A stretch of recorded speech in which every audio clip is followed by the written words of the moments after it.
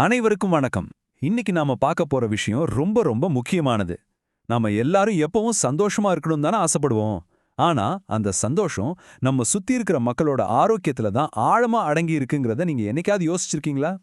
இன்னைக்கு நம்ம சமூகத்தையே அமைதியா உருக்கிக்கிட்டு இருக்கிற ஒரு மறைமுக பசி, அதாவது ஹிடன் ஹங்கர், நம்மளை எப்படி தாக்குதுங்கிறத பத்தி தான் ரொம்ப தெளிவா தெரிஞ்சுக்க போறோம். இப்போ உங்ககிட்ட ஒரு கேள்வி. அதிக உடல் எடையோட இருக்கிறவங்க அதே நேரத்துல பட்டினியாவும் இருக்க முடியுமா? என்னடா இப்படி கேட்கறேன்னு யோசிக்கிறீங்களா? ஆமாங்க. ஊட்டச்சத்து குறைபாடு அப்படின்னாலே ரொம்ப மெலிஞ்ச தேகத்தோட இருப்பாங்கன்னு நாம நினைச்சிட்டு இருக்கோம். ஆனா அது ஒரு மிகப்பெரிய மாயை.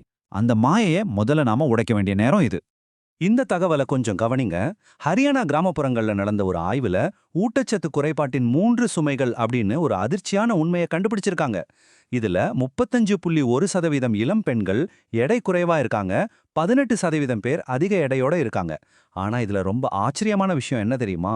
அவங்க உடல் எடை எப்படி இருந்தாலும் சரி, ஒட்டுமொத்தமா 60.7% பெண்கள் இரத்த சோகையால பாதிக்கப்பட்டிருக்காங்க. இது நம்ம உணவு முறையில இருக்கிற மிகப்பெரிய ஓட்டையை தான் காட்டுது. சரி, இது ஏதோ ஒரு குறிப்பிட்ட கிராமத்தில் நடக்கிற பிரச்சனைன்னு நினைச்சிடாதீங்க. தேசிய குடும்ப சுகாதார கணக்கெடுப்பு தரவுகள் எடுத்து பார்த்தா இது நம்ம தேசம் முழுக்க பரவி இருக்கிற ஒரு பெரிய நெருக்கடின்னு புரியும். இந்தியாவில் 15 முதல் 49 வயசுக்கு உட்பட்ட பெண்கள்ல பாதிக்கும் மேல, அதாவது சரியா சொல்லணும்னா 57% பெண்கள் இப்போ ரத்த சோகையால கஷ்டப்பட்டு இருக்காங்க. இது உண்மையிலே நம்ம எல்லாரையும் சிந்திக்க வைக்க வேண்டிய ஒரு புள்ளி விவரம் இல்லையா? இதுக்கெல்லாம் என்ன காரணம்னு நினைக்கிறீங்க? நம்மளோட இந்த மாடர்னான வேகமா ஓடுற வாழ்க்கை முறை தான் டைம்ஸ் ஆஃப் இந்தியா ரொம்ப தெளிவா சுட்டிக்காட்டுது.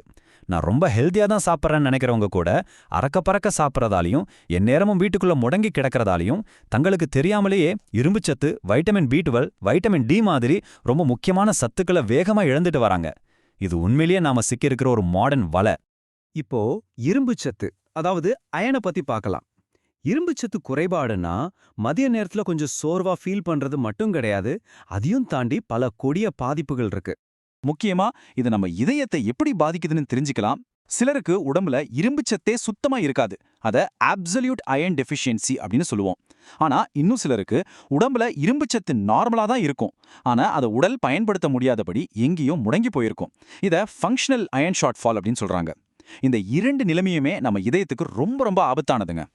மருத்துவ ஆய்வுகள் சொல்றத கவனிங்க. இதய செயலிழப்பு, அதாவது ஹார்ட் ஃபெயிலியர் நோயாளிகள்ல சுமார் 30% பேருக்கு இந்த இரும்பு சத்து குறைபாடு இருக்கு. இதை சாதாரணமா எடுத்துக்கவே முடியாது. ஏன்னா இது அவங்களோட உயிர் வாழும் வாய்ப்பை குறைக்கிறது மட்டும் இல்லாம சின்ன சின்ன உடற்பயிற்சிகளை கூட செய்ய முடியாத அளவுக்கு அவங்கள ரொம்பவே சோர்வடைய செஞ்சிடும். அடுத்து நாம பார்க்க போறதே வைட்டமின் B12.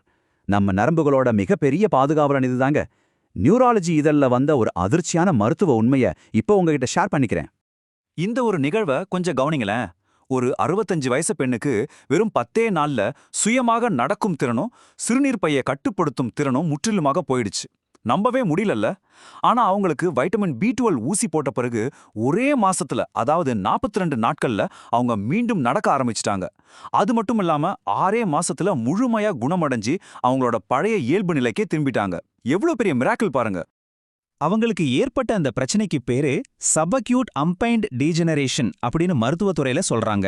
அதாவது B12 அளவு 100க்கும் கீழே போனதால முதுகுத்தண்டுல ஏற்பட்ட ஒரு கடுமையான நரம்பு பாதிப்பு. இதிலிருந்து நாம என்ன புரிஞ்சுக்கலாம்னா, ஆரம்பத்திலேயே சரியான குறைபாட்டை கண்டுபிடிச்சிட்டா எவ்வளவு பயங்கரமான நரம்பியல் பிரச்சனையா இருந்தாலும் அதையெல்லாம் முழுமையா மாற்றி அமைக்க முடியும். சரி, மூளை, நரம்புகளை பத்தி பேசிட்டோம். இப்போ நம்ம எலும்புகளை பத்தி பேசலாம்.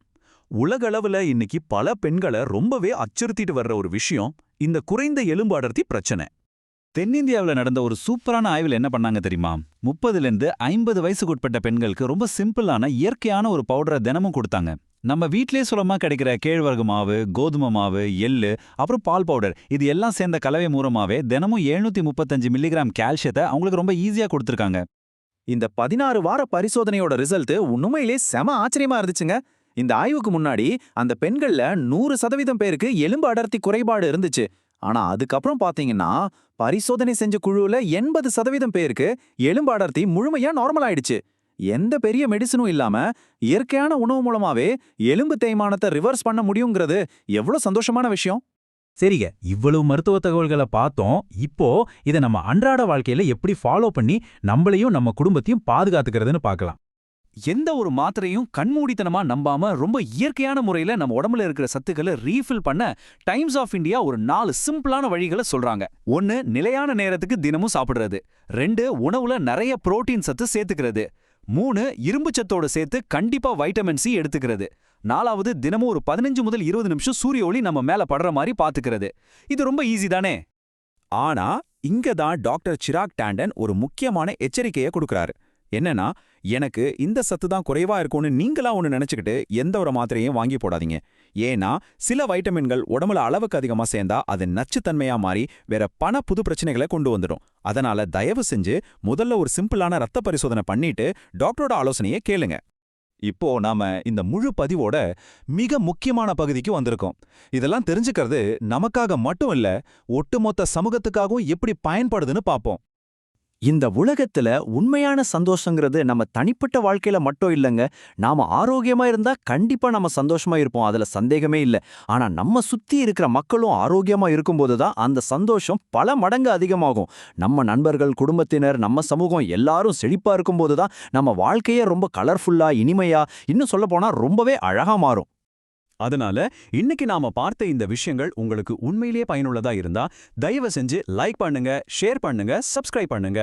ஏன்னா நீங்க விரும்பும் உங்க நண்பர்களும் உங்களை சுற்றியுள்ள சமூகமும் ஆரோக்கியமா இருக்கணும்னா பலருக்கும் தெரியாத ஆனா உயிரையே காப்பாற்றக்கூடிய இந்த ஊட்டச்சத்து விழிப்புணர்வை நாம எல்லாரும் சேர்ந்தே கொண்டு போய் சேர்க்கணும்.